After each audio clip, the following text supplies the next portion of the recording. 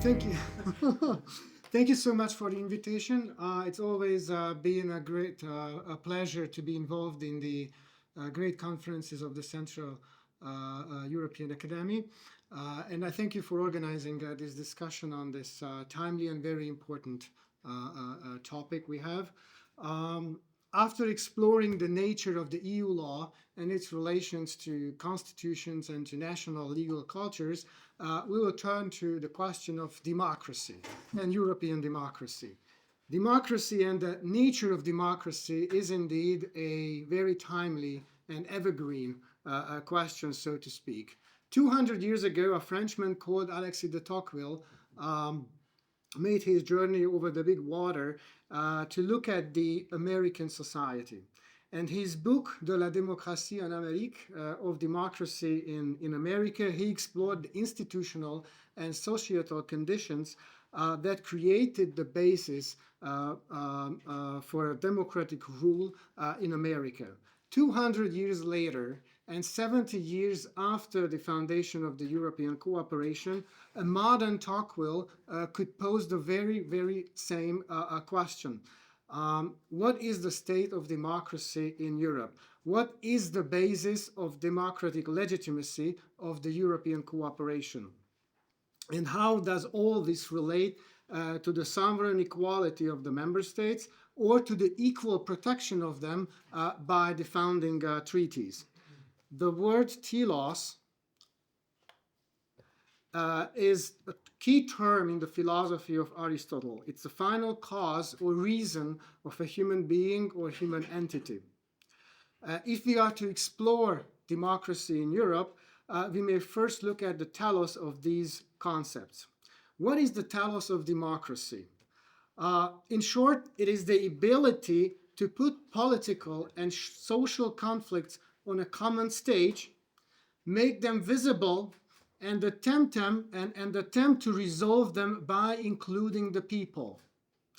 What gives legitimacy to democracy is its open future, because it depends on the majority, and the shape of the majority can vary from election to election.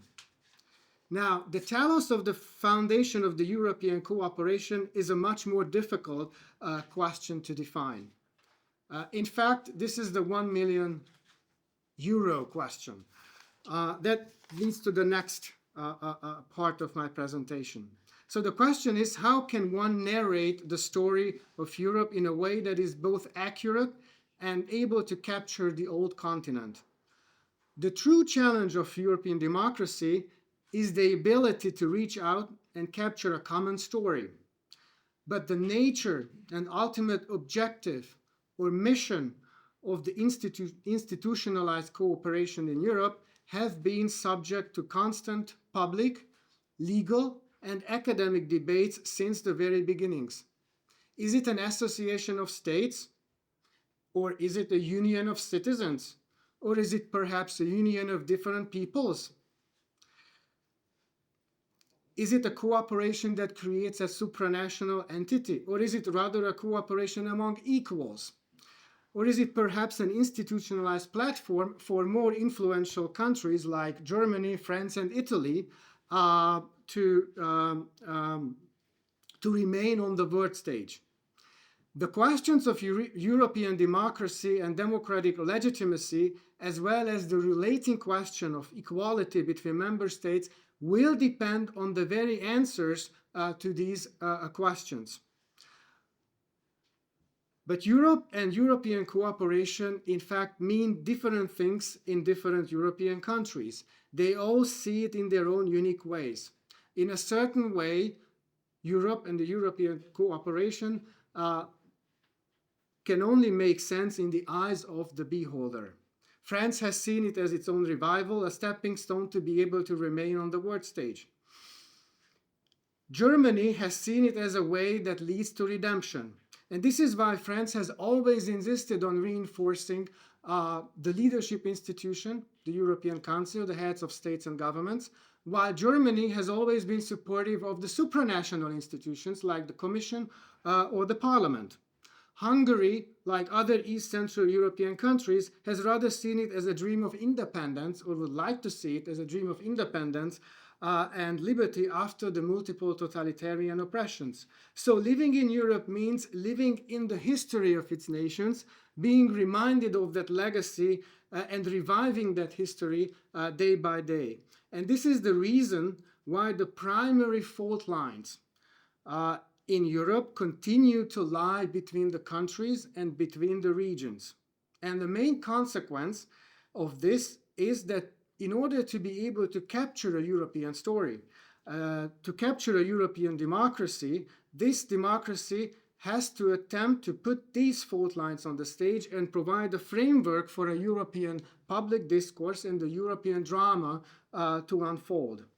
The question is, what strategies has the European cooperation pursued to this end? But having said that, the third aspect is the telos of equality between member states. Member states might be equal as constituting powers of the European construction, but are they equals as constituted powers? What are the relations between the European democracy and the principle of equality between member states? How can one reconcile the sovereign equality of the member states with the principle of democracy, one vote, one person, one vote principle? These debates about European democracy have not only been present since the beginning, but it also forging and shaping the future of the whole European construction. And that leads to my second or third point of the presentation, looking back to the historical crossroads and historical turning points of the European cooperation in light of democracy and equality. And let's turn back time, first to the 1950s. What the reality showed was the destruction of the Second World War on the one hand, and the mounting threat of the Cold War on the other. Europe was occupied, divided by the Iron Curtain, and pretty much voiceless. With the establishment of the mining cooperation, the Coal and Steel Union, and the economic community, the integration and the states chose to exclude the questions of high politics. Instead, the integration evolved in an isolated bubble behind the scenes. The passions of politics were thus stifled. It was an era of depoliticization. Market replaced politics. It was a Europe of technocracy and rule harmonization, from the famous curvature of the cucumber to the alcohol concentration of certain spirits. These were the main question. And in short, it was far from being an integration of action and of visible politics. But the question of democracy was there at the very beginning and with very, very high ambitions. An assembly was established within the mining community in the 1950s, which renamed itself Parliament. It was more than a semantic coup d'etat. It was an attempt of democratization, but from above. At the same time, the concept of democratic deficit was introduced into the European political discourse.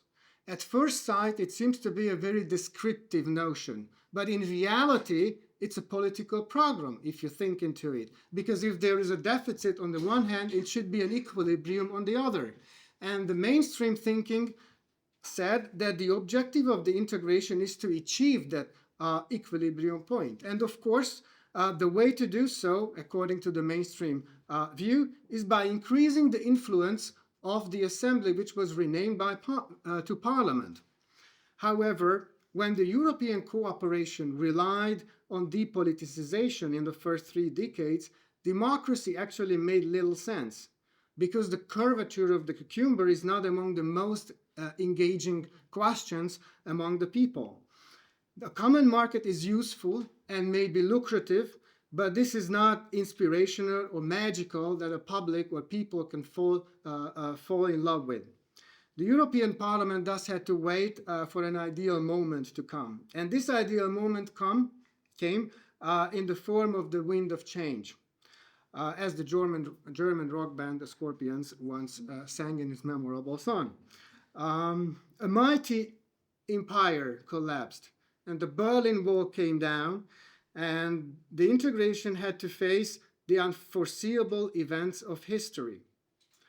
And this time, the member states renewed their cooperation, and the challenge before them is to find their place and define their place, their own place in the world. Europe had to learn how to navigate in the stormy water of high politics, and accordingly, they concluded the Maastricht Treaty of '93 that agreed to extend the cooperation to questions of external and internal security and questions of high politics. And in this game, instead of faceless technocracy or depoliticization, leadership, action, and responsibility have become the key words and key terms of decision making. And with that, the support of the people has become essential, and the role of democracy increased. Europe needed its own convincing story to be written. The questions were and still are: who can grab the pen to write this story, and what roles will the member states play in this story? And the events, unfortunately, took a very one-way street that ended up at the Philadelphia moment of Europe. According to the European Parliament, its time has come to eliminate this deficit. In its view, the integration seems to like a bicycle. One constantly has to pedal it in order not to fall. And therefore, the European Parliament's competence has been continuously expanded since Maastricht, and it aspired to create a single European electorate, even by overcoming member states or acting against their equality. The idea of creating a transnational political space does not correspond to the principle of equality, nor does it respect the member states' sovereignty. But what started in Maastricht ended, or at least stumbled, with the rejection of the constitutional treaty in the 2000s. What they wanted to achieve was to shift the legitimacy of the European constructions from the nations, from the high contracting parties, from we the high contracting parties, to the European citizens, to the people, we the people. But France and the Netherlands, national democracies of old Europe, rejected the constitution in their own national referenda. So the Philadelphia moment of Europe hasn't arrived, and Valéry Giscard d'Estaing, the president of the European Convent, couldn't become the European George Washington. Consequently, the European democracy and democratic legitimacy of the European institutions are continued still today to be upheld by the underlying treaty structure. But nevertheless, the approach of the European Parliament continued to represent that a genuine European construction can be built up against and not with the member states and with their democratic political communities. And that includes new concepts such as transnational lists or the lead candidate process. That also results in the appropriation of the concept of European. In this view, Europe is no longer a cultural or a geopolitical concept. Instead, it became the synonym of a certain project and certain values. And if you don't believe it, you are not European, according to them. Because of this very binary approach, the Parliament generated an opposition against itself, which reinforced the opposition against the whole integration and put it outside of the framework of the Parliament, or even outside the framework of the integration. So the Parliament is right now trapped and is unable to put conflict on stage or to offer any reasonable ways to resolving them, which belong to the telos of democracy. And I believe that Brexit referendum, it was one of the prime examples of that. Few people think in Europe that the European Parliament represents them. And even fewer people can recall what question the European Parliament is actually debating. It is therefore that the Parliament struggling to secure democratic legitimacy of the whole European construction. So the question, did we lose or do we have to lose all hope to establish a European democracy? And that leads to my final point, which highlights the role of the member states, not only as constituting powers, but also as constituted powers of the European cooperation. The essential feature of that cooperation is that it is a club of constitutional democracies who are also sovereign equals. It's a brand name, but also a condition for accession. The European cooperation is built on 27 national democracies and national public discourses, while the supranational institutions, including especially the European Parliament, have been working hard to create one single electorate base and a transnational political space. In reality, neither the treaty structure nor European politics can exist without national political discourses or national political spaces. One of its major advantages is that national democratic spaces are not waiting to be created.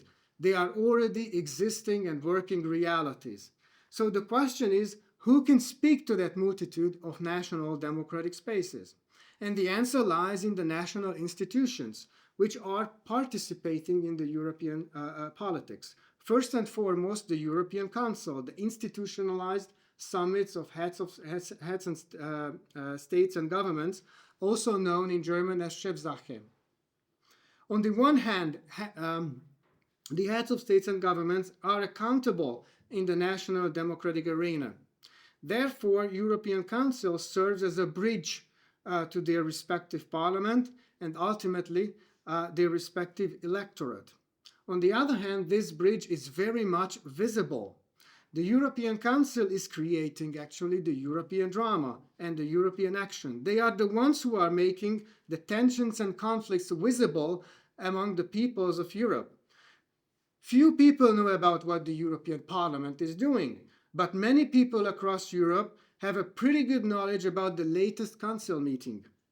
Thousands of journalists, hundreds of TV channels, and dozens of doorstep interviews make sure that the drama is visible in every corner of Europe. And I think that's a true democratization moment of the European cooperation. And the requirement of unanimity ultimately safeguards the principle of sovereign equality of the member states. And furthermore, the decision-making of the European Council has been characterized by a strong tendency of consensus, even though if a given question is to be decided by simple or qualified majority, which also supports the principle of equality. The second avenue for participation of national political forum is a more direct, albeit still limited, forms of national parliaments in the European decision-making process. Since the Treaty of Lisbon, the early warning system have provided the national parliaments with the right to indicate whether a legislative proposal would fall under national competence. The role of the national parliaments is still very much underutilized, and more competencies and sharper teeth should be given to them. The real question and ultimate question is how national parliaments can become not only constituting a power, but also constituted power within the European cooperation. So the European democracy actually does exist, but not in a way that supranational institutions imagines. It exists as a democracy of national democracies. Sovereignty, democratic rule, identity, and equality actually go hand in hand. There are vital and essential links that tie them together to reinforce democratic legitimacy. Sovereignty relates to democracy, as sovereignty provides the framework for democratic rule and for discourse to unfold and allow the people to exercise sovereignty and also to create and preserve their own identities. Sovereignty also relates to equality, as sovereigns stand equal before the treaties. And the treaties provides, or at least shall provide, equal protection to the member states and their identities and their democratic rule. And to conclude,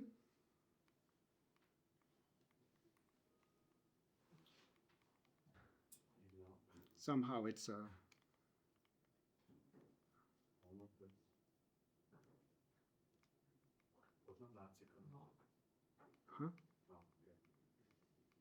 And finally, to conclude, the question of how to reinforce the democratic legitimacy of the European construction has been present since the very beginning, since the 1950s, but it has become one of the central themes since the fall of the Berlin Wall.